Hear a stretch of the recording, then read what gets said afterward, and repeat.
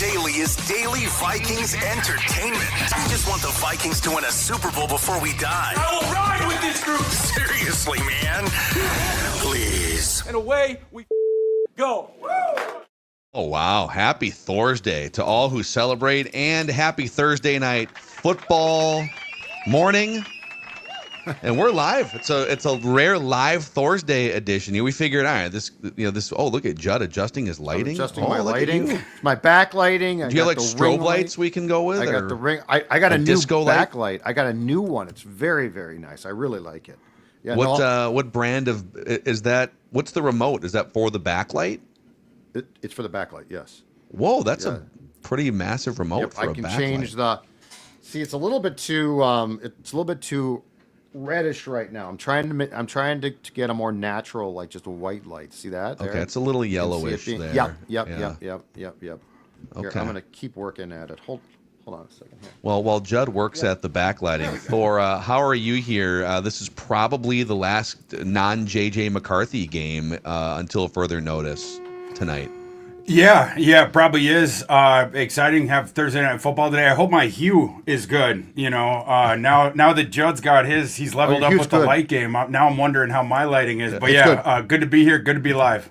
Very solid. But before we get into, we'll talk about the game tonight here a little bit, and we're going to get into a big batch. We've been piling up the Ask Thor Anything questions, and there's a bunch of different topics there. But let's start the day the right way here at Quick Trip, Judd, if we could. We absolutely can. And so if you are driving to work or something, and you're like, you know what I need? I need a snack. I'm craving something sweet. Hey, how about this? Step into the flavor of a good old-fashioned bake sale, Quick Trip style. Satisfy that sweet tooth with their premium donuts, now just $2.99 for a 3-pack. Choose from Quick Trips. Get this, boys. Fluffy Long Johns, classic Bismarcks, or ring donuts. So delicious. They're going to taste like your hometown bake sale, but they're going to be Quick Trip. Again, $2.99 for a 3-pack. It is a sweet deal. So treat yourself today, only at Quick Trip. And if you're watching this and you're saying, but there's so much more, you're exactly right. So I want to urge you to stop by Quick Trip to check out why they are the best in the business. I'm the man play says the hue is good, but the tint is about 12% off though. So yeah, we'll work on that. We're not going to be able to. Class G33 Thor Nystrom is on the show today. Thor Nystrom. Yeah.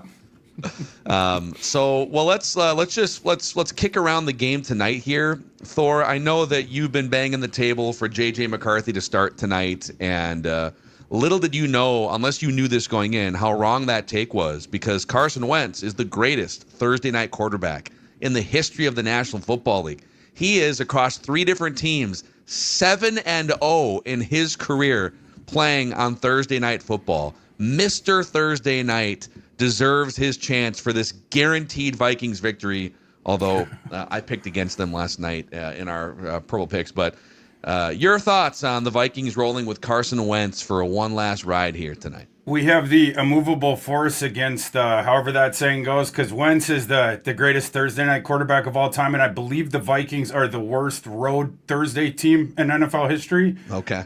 From what I see, so something has to give here, and hopefully that's on the Vikings. Hopefully Vikings can pull this one out.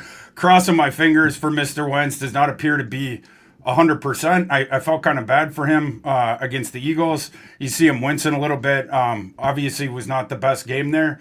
Hope they can grind out a win tonight. Any means necessary. Yeah. I think part of it too, though. So, and this is the brutal nature of this league. Thorsky is this okay? With JJ, they clearly are like, let's not stick him into a short week. We're still a little bit concerned about the high ankle sprain. Like, they are protecting him. No question about it. I do think that he now starts, unless something goes wrong, November 2nd at Detroit. But the brutal part about this league is poor Carson Wentz. He's 32, beat up to hell, and they're just like, we're going to throw you back out there. So it's never like, we're really concerned about you as a human. It's, what can you do for us? And Carson Wentz, to his credit or to being dumb, I'm not sure which one, on Sunday, late in that game, got 2 first downs by taking off and scrambling. And I'm not sure if you saw one of those, I think was a direct hit. The tackle was on that non-throwing shoulder. So if you ever wonder, our team's concerned about players, yes, if they think there's upside there. But Carson Wentz is basically the Thursday night greatest quarterback in Thursday night history, sacrificial lamb tonight. Yeah, you don't want to be crass, but in the way that you put it, but I don't know another way to put it. The Vikings don't care if Carson Wentz breaks, right? Whereas with JJ McCarthy, they have an enormous amount of investment in him not getting injured again this season, right? You can't put him back out there, then he gets injured again, then your second developmental year is down the tubes like your first one. Yep. So yeah, I mean they're throwing Carson Wentz out here compromised, and let's hope when we get there tonight that we don't have the alerts an hour before the game of Darisaw and Brian O'Neill are not playing tonight. Let's hope that they're both active. The Vikings need them, especially with Wentz in this state that he's in. I think that there's a decent shot that we end up seeing Max Brosmer for a little bit tonight. I think we're one or two hits away for Carson Wentz. Where Brosmer's going to have to come into that game. We'll just end up seeing, but it would really help Carson Wentz and the Vikings offensive course if the tackles are able to give it a go tonight. Let's talk about what you just broached, Darisaw, okay? And what I'm about to say, I don't blame him one bit. But he is coming off a substantial knee injury. I believe he tore the ACL and MCL, by the way, in a Thursday night game around this time of year a year ago against the Rams in SoFi Stadium, where the Vikings are going to play tonight. And, he came out of that Cleveland game, and it was sort of odd, right? And the Vikings protected him and said, no, snap count. But the reality is, Christian Darisaw, and Darisaw said this after the Bengals game, and he's not lying. Christian Darisaw was expected to be out for about a year, and he came back and recovered. But Christian Darisaw also has to look out for what's best for him. Like this is his life. It's his career. And I don't think that he has gone to being questionable on the injury report, guys, tonight because he did something, like he hurt himself again. I think this all comes down to workload. Mm-hmm. And I think Christian Darisaw is playing a big role, and you can criticize him all you want. I'm not going to. But I think Christian Darisaw is saying, hold on a second here. I wasn't expected back until like right around now, and I am playing a ton of snaps, and I'm not going to compromise my career so I can look like a tough guy. So I would not be surprised if Christian Darisaw, even if he plays tonight, Phil, I would not be surprised if Christian Darisaw does not play the entire game. You can't, the Vikings can't afford to risk his long-term, the long-term availability of Christian Darisaw either. So, if this game, if Darisaw is not feeling it, if they saw anything, he mentioned that he went in for the recheck or after the last game, whatever it was, went in to be evaluated. Some treatment, I guess. Yeah, just a little extra treatment. Yeah. If he's not ready to go tonight, you also can't push him and, no, you got to play anyway, whatever. You sort of have to listen to that. But yeah, it's he comes back early on that timeline, like you mentioned, and he has been out there, missed the first two games, but been out there since. And you see the enormous difference with the offense with him out there. I thought it was really interesting. You go back to the Bengals game. I believe this was the first offensive touchdown the Vikings scored that day. It was either the first or the second, but the offense runs back to the sideline, and Kevin O'Connell's like, good job, Carson, but lets Carson just run by him, and then O'Connell runs up to Christian Darisaw, and he's like, I just needed you back, and he was all emphatic with Darisaw, and he was like, yeah, okay, good job, Carson. It's kind of funny. Yeah, the Carson, they did try to sign Carson based on the reporting piecing together, I think in the spring after they whiffed on Daniel Jones. But then it felt like maybe they moved away from that because Carson was waiting either for better opportunities that were more starter-centric or 50-50 competitions. I do wonder, would Carson look a little sharper? Some of these passes that he's missing, and we broke down the film with Alex Boone a couple nights ago for that Trenches episode. For any debate about is Kevin O'Connell, should he give up the play calling? Is he a bad play caller? I'd like to see some more runs in the red zone, and that's my nitpick. But when he dials up a great creative motion for Jordan Addison to out-leverage the linebacker that's covering him or the safety that's covering him, and it's a walk-in touchdown, and Wentz misses the throw by 4 yards, or he dials up C.J. Ham on a play-action fake to Jordan Mason wide open in the flat for another walk-in touchdown, and your quarterback doesn't throw the ball and grounds it instead. These aren't Kevin O'Connell, unless you want to argue that Kevin O'Connell is calling plays that are just not, that Wentz is not capable of operating, okay, then we can put maybe the onus back on Kevin O'Connell. But it's like, I want to see, what does O'Connell look like, again, with an actual good quarterback. Sam Darnold last year picked up the system pretty quickly. Kirk Cousins at times. What does he look like with a real guy playing quarterback? That's what I want to see. Yeah, I mean, outside the one, and you mentioned it, the slight nitpick there would just be run just a little bit more. But as far as the passing plays being called, I watched back to all 22 of that game. Wentz does not acquit himself well when you're looking downfield there. And you had all kinds of weird stuff going on. You mentioned the thing with I still don't know what happened on that play with Ham.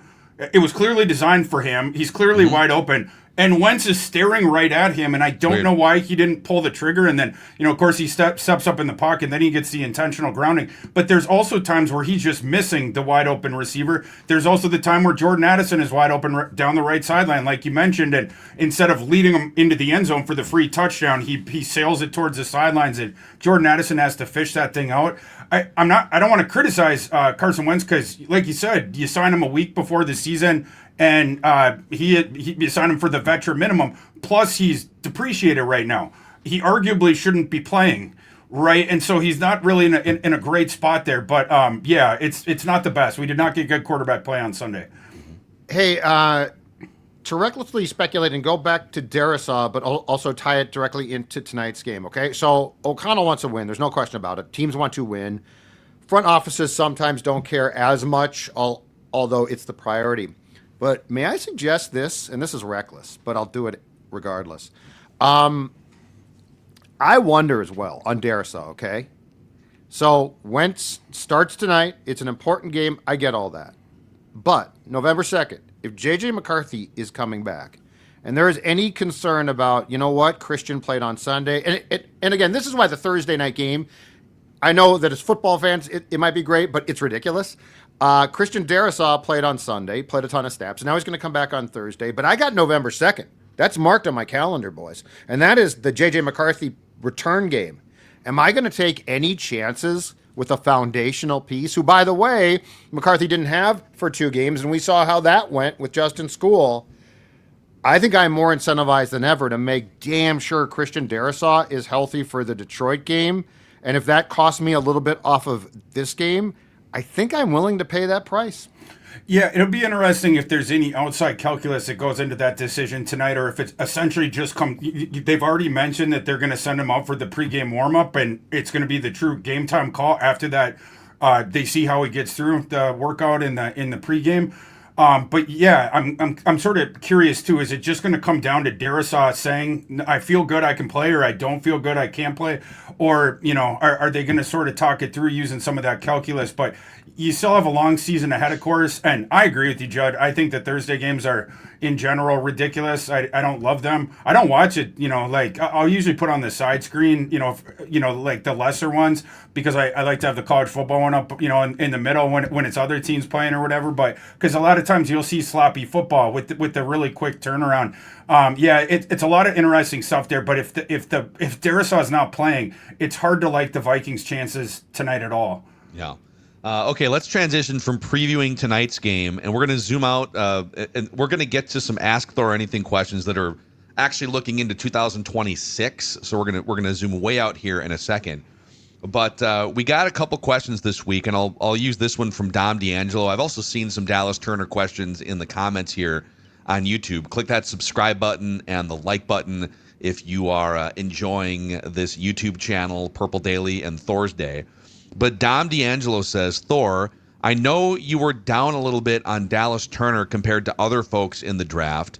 How does he fit the Brian Flores system? I'm no football expert, but he looks more like a super athletic raw pass rusher that has explosion and athleticism, and if you put it all together, could be a good rusher. The problem is we're using him like Andrew Van Ginkel when he's probably more like Jonathan Grenard. Dallas Turner is an athlete, but I'm not sure he needs to be dropping in coverage as much as he does. It seems like he has a lot of thinking and responsibilities in his role. Would he be better off not just getting in a 2-point and rushing?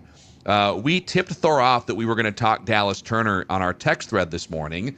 And at 8:13 a.m., Thor said, I'm free for the next couple hours. I'm going to watch all of Dallas Turner's all 22 snaps from this season. I am not going to hold you to whether you did or didn't do that. I did. But what you did? I did. So what are your thoughts about having watched every snap of Dallas Turner from the all 22? I should show you my notes. I got too many notes to read off. I would say overall from the treetops, I after my morning study of Dallas Turner, it's definitely too soon to throw the book in on Dallas Turner. And the thing I would agree with Dom, I think they're still deciding the correct way to use Dallas Turner. You see him with the hand in the dirt. You see him as the stand-up edge rusher off the edge. I saw him as an apex overhang defender over the nickel a few times where he drops into coverage. You see him doing different stuff. They'll do the looping stuff with him. They're running him all around. And Dallas Turner, I'll say too, some of the stats and the grading and stuff is not the most flattering. He has been on the doorstep of a handful of sacks that were not converted this season already. It's not all roses though. I saw him get washed out of running plays. I see him get stuck to blockers sometimes.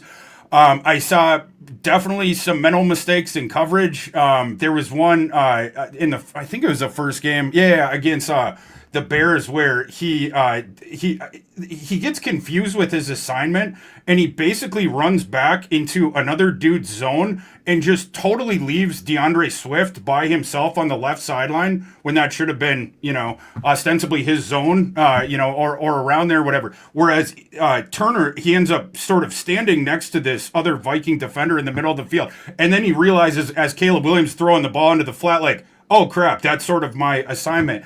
We call that two dudes pissing in the same Coke bottle on the O-line committee film breakdowns. Yeah, I mean, and you see stuff like that. But there's also cool things going on. I would say, again, we have seen the upfield propulsion that Dom's talking about. That plays against, both as a pass rusher and in the run game. He gets the upfield penetration really quick. He does, I will say, it's a two-edged sword sometimes because he will get run upfield. I saw some plays where the offensive tackle's like, all right, man, fair enough, and just sort of pushed him when the run was coming outside that tackle. Dallas Turner, though, he's playing with more play strength at this point in his career than I thought he would. That's one positive I can give for him. I did see him set the edge a couple times. He doesn't do it all the time, for sure. There was a play, 7-yard run outside the right tackle against the Falcons that Bijan Robinson had that honestly probably should have gone further, except the defensive back made a tackle one-on-one, where Dallas Turner failed to set the edge against Kyle Pitts. And that one was like, come on, man. The tight end, man. And Kyle Pitts too. It's like, bro, come on.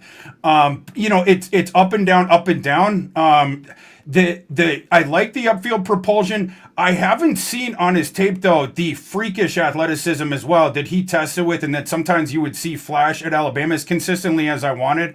One play to exemplify that, where I had to watch it back a couple of times because it's like, what's going on here?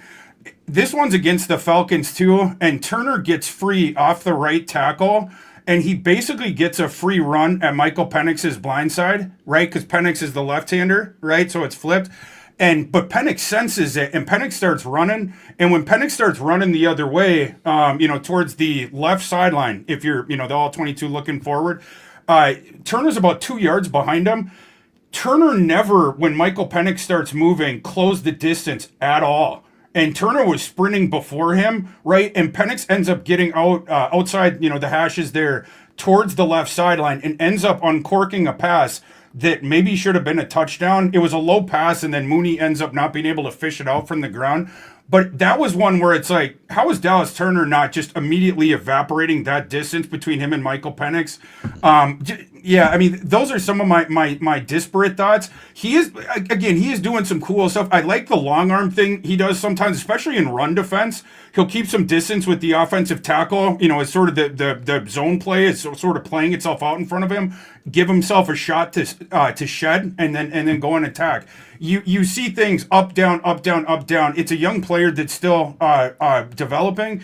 I like Jared Verse more coming out. Jared Verse, though, he was longer in the development, or further down. He played 5 years in college here at Verse, where Dallas Turner was 3 years, and it wasn't full time, that entire time. But I do still see some flashes. I see some encouraging things. But yeah, it's still a work in progress there. Do you think that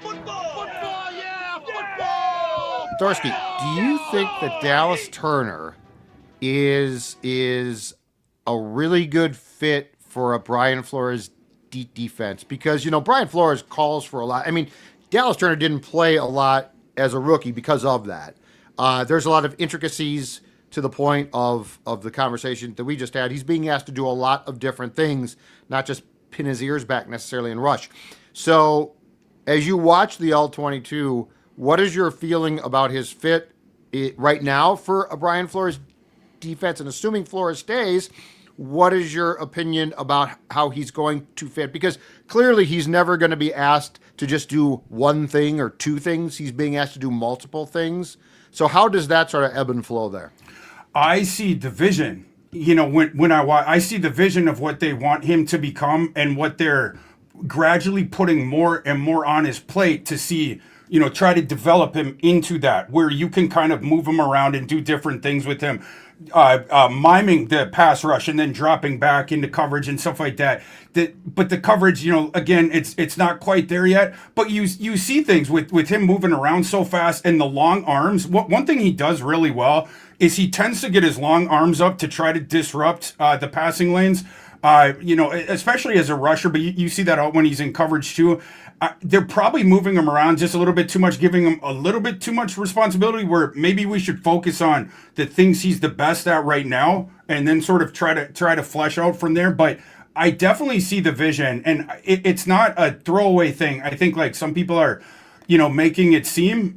He is not like, it's not like Ivan Pace earlier this season, or I hate to keep going, but Hargrave, a little bit where it's like, man, I don't know if that guy should be on the field. I never got that sense with Dallas Turner, and I do think he's progressing, but I do think that there's something to maybe they could isolate the usage a little bit more, get him further along in the things he's best at now before sort of diversifying the portfolio of his usage. Because one thing I thought, like when I was watching him, is the thing of not quite moving as fast as as I'd remember doing his All-22 at Alabama, some of these plays. And sometimes I wonder, is he thinking too much, right? Is the game moving just a bit too fast for him right now and depreciating the athleticism a little bit? But it's still a promising young guy. And I like the work that I've seen with him. But yeah, I think the usage could be just a little bit different. Okay. There you go. Thor wakes up and chooses danger and watches all of the Dallas Turner All-22 snaps. This is really, really good insight. We're going to get into some more Ask Thor Anything questions here in a moment. Judd, I have a question. Ask Judd anything. Okay. If my HVAC system is old or questionable as the weather gets colder, what should I do? Oh, man, have I got the answer for you. You should immediately contact my friends at MSP Plumbing, Heating, and Air, because they do fantastic work. And you know what they're going to do right now, because there's a chill in the air? They're going to make sure that your home stays warm and comfortable all winter long. Trust the experts. By the way, they are your local carrier dealer, delivering quality and reliability.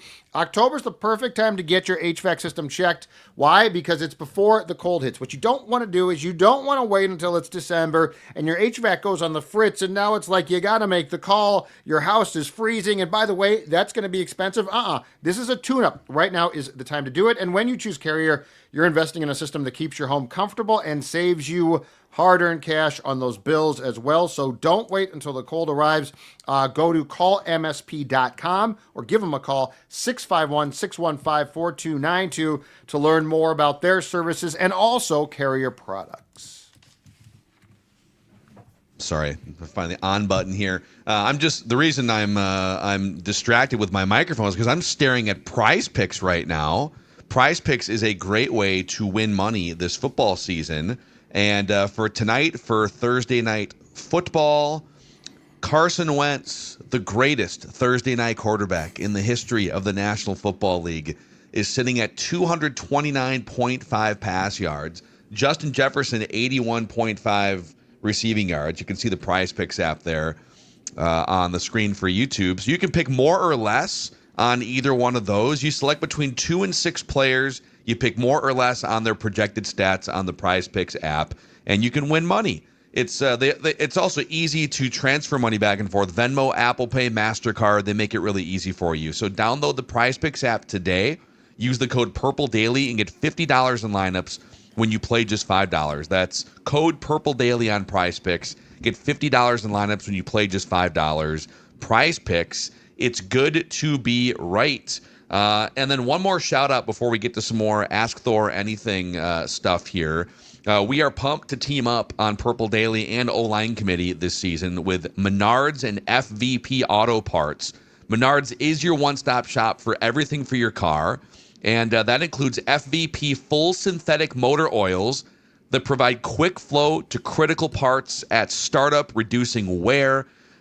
So if you are looking to reduce wear on light trucks, power boats, motorcycles, other stationary and mobile equipment, FVP synthetic motor oils is where you're going to want to go here. Menards offers those products and other FVP products, and so we're pumped to be partnered with FVP Auto Parts and Menards this season. Football. Okay, Ask Thor Anything via the feedback tab in the Score North app is how you can email the show here. Let's see here. Jason Pakovich wants to know Kwesi's draft record. He and his department's record is really bad at this point. Thor pointed out on Twitter. Actually, I'm sorry. We did this one last week, but there's a bunch of draft ones here. Here's one from Damon. Damon G says, I'd love to hear you guys come up with a general blueprint for how the Vikings should go about their draft. So, like in the first round, if you are the Vikings, what should your general strategy be? Like in 2026, second round, third round. He also has a question sort of more broadly than that in any given draft, but I want to specify for the Vikings what right now should be your general draft strategy with the roster as constructed, Thor. Well, the good thing is you're at this point projected for 10 picks, or 9 or 10, depending. We'll talk about the comp picks thing here in a second, but they have the 8 picks outside the comps, and we know they're going to get a third round for sure, if nothing else, from the Sam Darnold signing.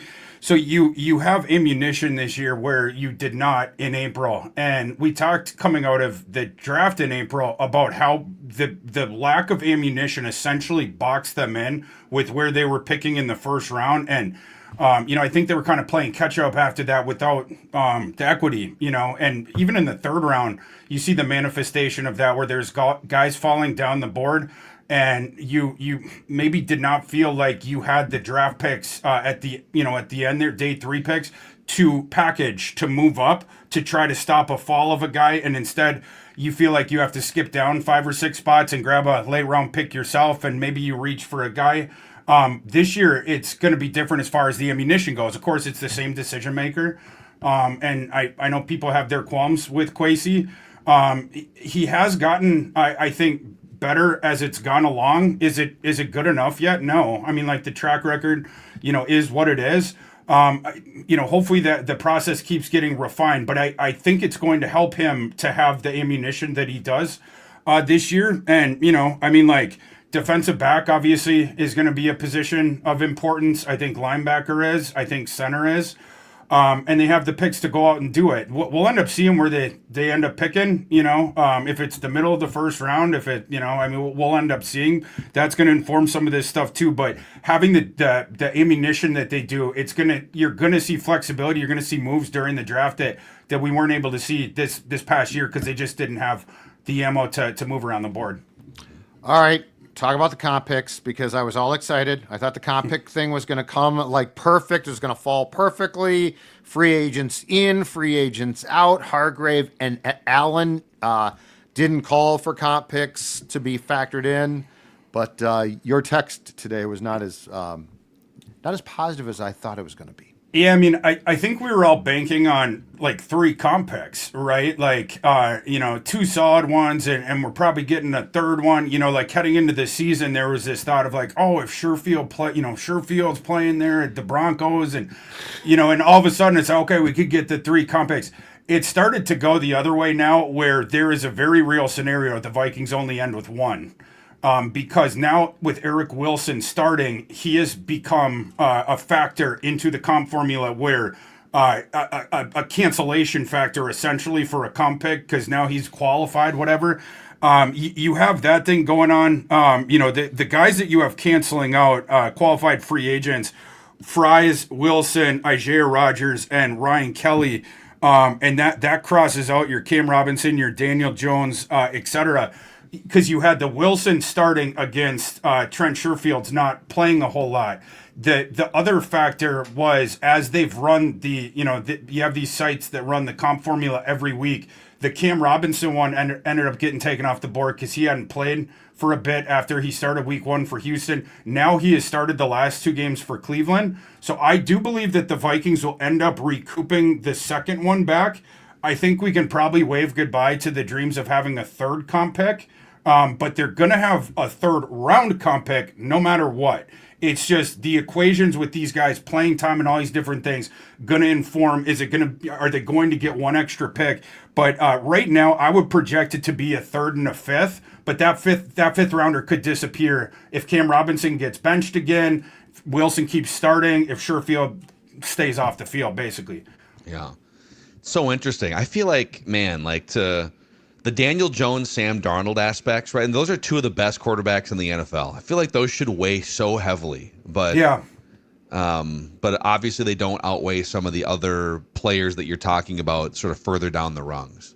Yeah, and it's a weird deal the way that they do it because once you get it's the qualifying guys that left against the qualifying guys that signed, and the ability of the guys that left to cross out. Cross out guys of the dudes that you lost, right? Yeah. And with Wilson becoming a factor into that because the playing time thing now getting weighed in there, it leaves you susceptible to getting one of those picks crossed off, and a pick that could have been 4th or 5th round or whatever. We'll have to see how that goes. But yeah, the thing you need to cross your fingers for out there is that Cam Robinson does not get benched. And if you've seen his play the last couple games and in conjunction with his first game with Houston, it is well within play. And maybe the Browns end up keeping Cam Robinson on the field will aid their pursuit of moving towards the top of the draft board. That's sort of where I'm at right now and being hopeful that he stays on the field. Hey, what's your assessment of the, I guess, unfortunately 2-year now downfall of Ivan Pace? Because I believe going into last week's games, he was tied for the lead in missed tackles in the entire league per PFF with 10. Undrafted free agent, great find, got off to a great start. We've all known the entire time that he is suspect a little bit against the pass, but he wasn't just sort of benched. He was completely benched. He did not play a defensive snap on Sunday, exclusively on special teams. Do you see a bounce back possible here, or is this probably who Pace is, and long term he's just a special teams guy now? I think they need to get him back to situation specific and circumstance specific usage. Whereas before you're trying to play him as an every down linebacker, and we know how badly he struggles in coverage. And the thing that was able to keep him on the field, of course, was the run defense and the pass rushing before, and those things have depreciated greatly this year. My theory was that the run defense is because you don't have Harrison Phillips occupying in front of him anymore, but irregardless, it just is a fact. And when he lost those 2 things, you're literally unplayable. You're just a value suck at that point if you're not going to be really good at run defense and rushing the passer. It's too bad the Vikings couldn't sell high on him. It was a thing where maybe you could have seen the expiration date coming on that potentially, but to me, that you got to get him back to the usage specific things, the things that we know Ivan Pace is good at. He has been good in the pass and run defense and getting after the quarterback. You can't drop him back into coverage. He's going to get picked on. Yeah, and right now, the other shocking thing to me was, and I don't know if this is Viking specific or this is around the league, but you see this sometimes where the guy's playing every down snaps, and we were advocating for him to lose playing time, but he didn't lose it until they're like, yeah, you're playing 0 defensive snaps today. And it's like, maybe we could find something closer to the middle. Right. How about third down? I mean, would you use him as a extra pass rusher for 12 snaps, third down, why not? Stuff like that, That's the stuff he's good at. Yeah, like finding the hole and bursting through there, getting after the quarterback. Like early in the season, he was doing some of that kind of stuff. But yeah, like I would get him back to that, and that's the way you're going to build back up his confidence too, right? You just put him into the positions where we know that he has succeeded there in the past. That's what I would try to do. Another Ask Thor Anything here. So Earl Abbott kind of goes through different positions of need for the 2026 draft and highlights cornerback and center, and we will go way deeper on these in the coming months. But he mentions tight end and the lack of production from a TE1.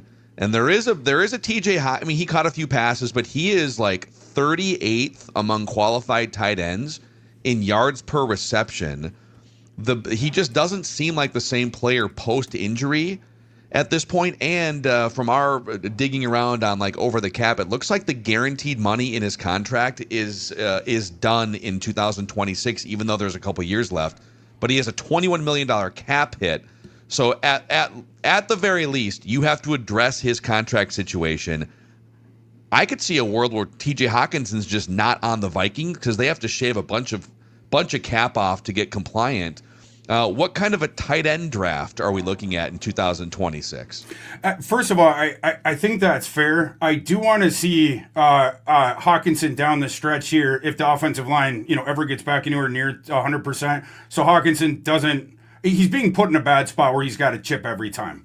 I mean, right? I mean, we've talked about that. His superpower, it's creating the separation, the big catch radius. You can't play through my back. I'm getting the reception.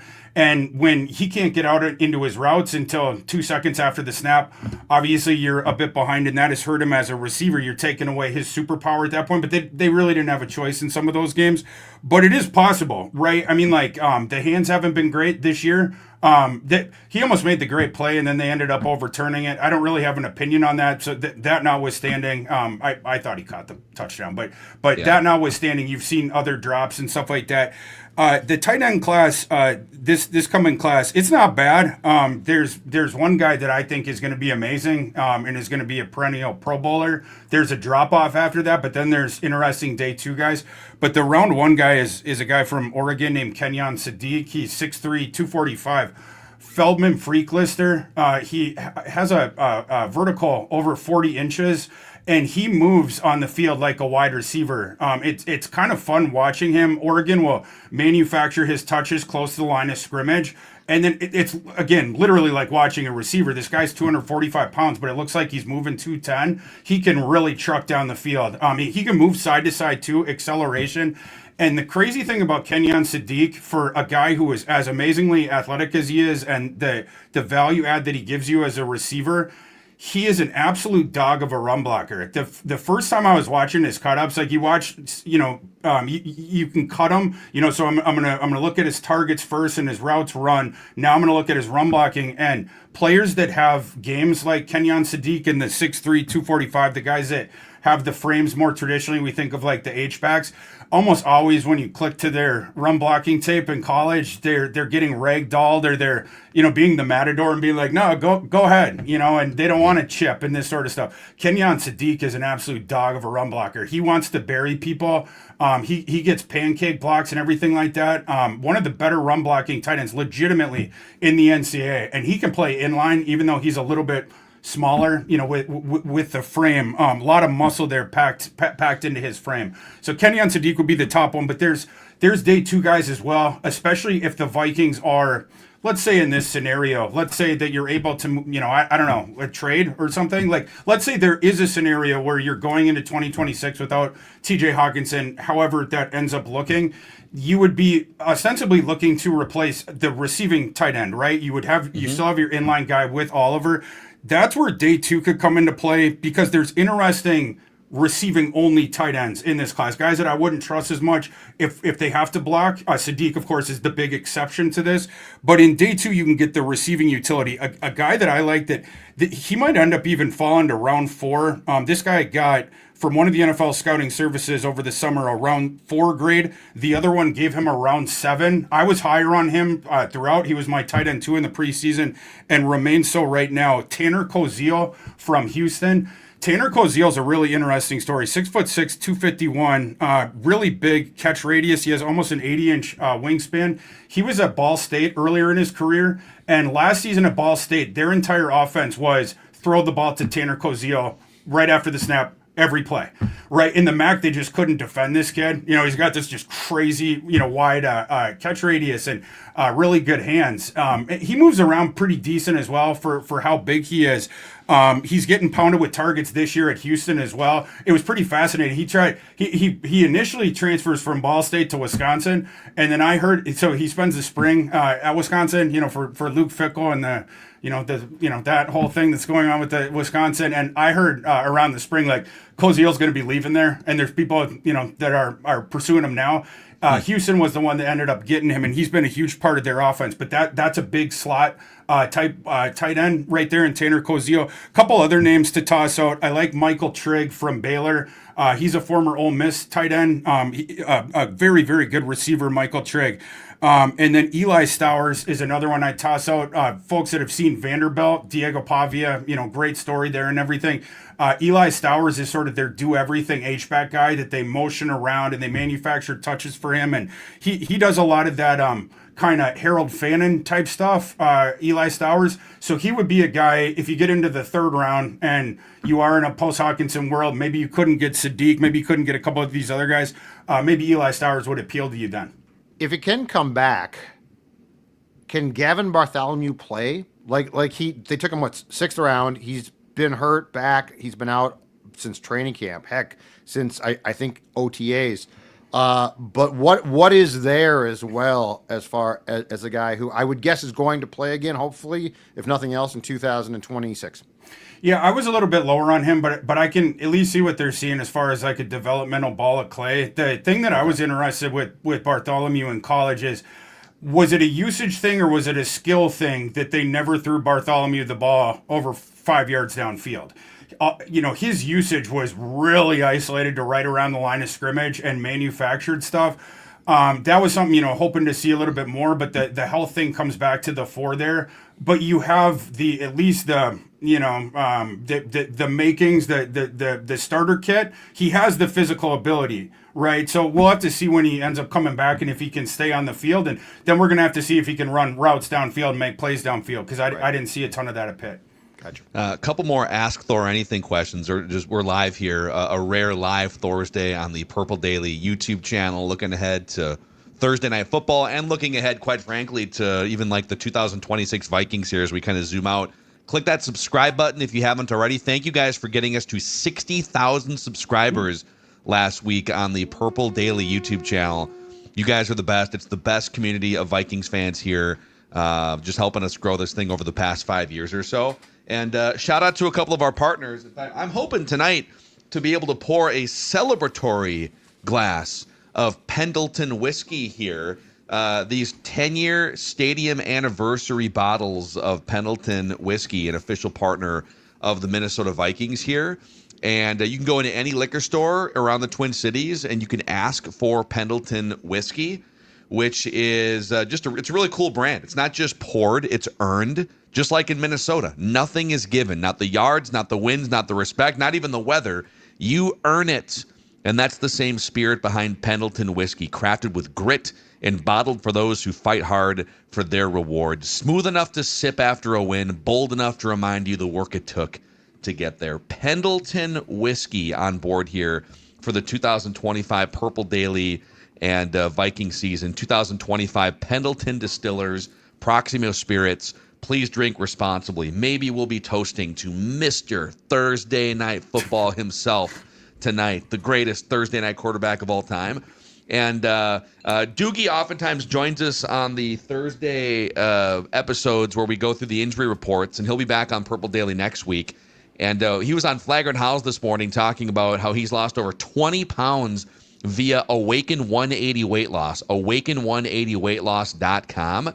And there's all sorts of information on that website. But with the support of an Awaken 180 coach, you will learn some things that are going to give you great pillars so that you can still enjoy food and enjoy life and enjoy a drink once in a while, how to grocery shop strategically, the ins and outs of nutrition, why you feel and sleep better and what factors go into that, and also some of the weight loss myths that keep you from success. Plus, like how to set you up for success when you travel, awaken180weightloss.com to find out more. And a shout out to our guy Dukes, down 20 pounds over the past couple months or so, like month and a half. So, okay, Thor, a very important question here from Richard Todd, who says, during the New York Islanders dynasty in the NHL in the 1980s, I know where this is going. I know where this is going. My wife had a sexy poster of Bobby Nystrom, whose full name is Robert Thor Nystrom,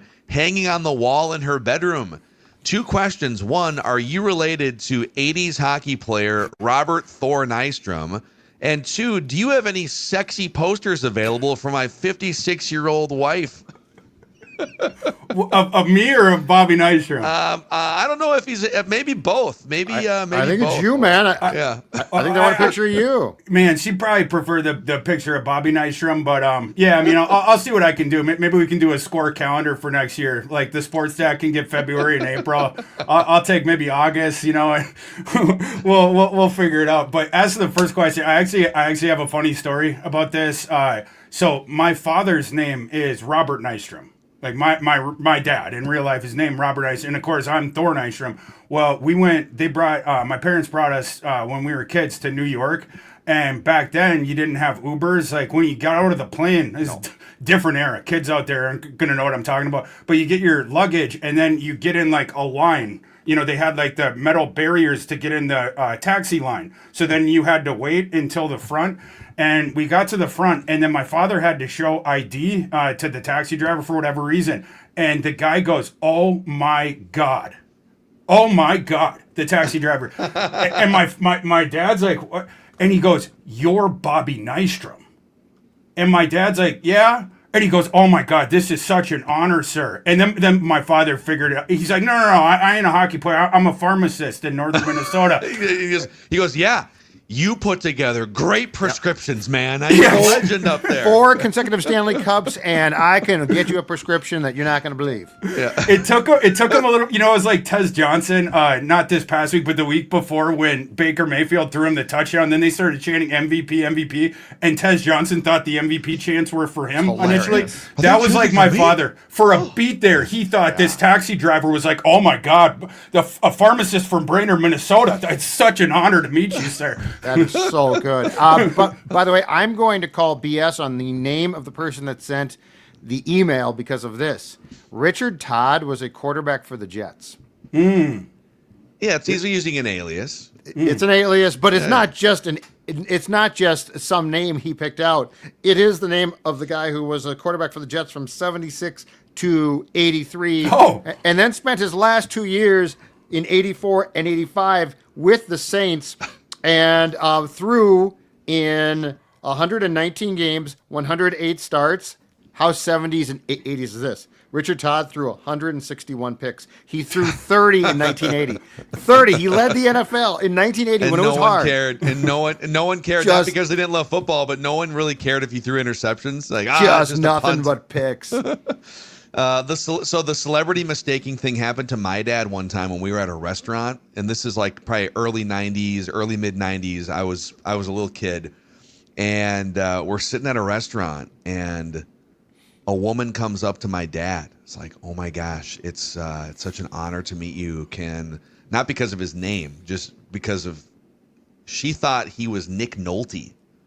And this is like early 90s, mid 90s. Nick Nolte, before he really kind of went off the deep end, I feel like, in the late part of the decade.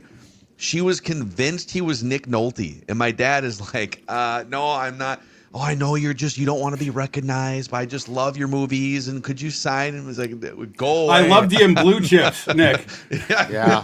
48 Hours, man. Unbelievable. What a great classic flick. Yeah. Yeah.